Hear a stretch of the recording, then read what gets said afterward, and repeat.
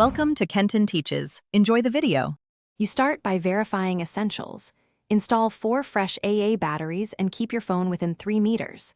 Next, open the Yale app and tap Add Device. Choose your exact model so firmware matches. When prompted, press the lock's pairing button, hold for the specified seconds, then accept the Bluetooth pairing on your phone.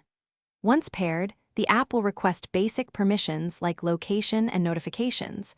Allow them so the lock communicates reliably. Once paired, you configure access. Create an admin account and set a robust PIN. Enable biometrics if available for faster entry. Then add user codes, assign clear names, and choose time-limited codes for guests or recurring schedules for cleaners. Make sure auto lock delay is set to your preference so the door secures automatically. Enable both Bluetooth and PIN unlock methods for redundancy. Finally, check for firmware updates and apply them. You finish by testing every unlock path. Use the app, enter a PIN, and operate the thumb turn manually. Verify the app reflects each action. If the lock becomes unresponsive, first swap batteries and restart your phone's Bluetooth, then repair through the app. If problems persist, back up any user codes, perform a factory reset, and repeat pairing. This clears corrupt configs.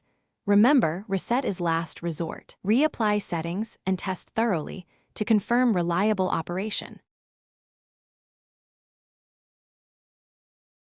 Thanks for watching. Please subscribe if this video was helpful.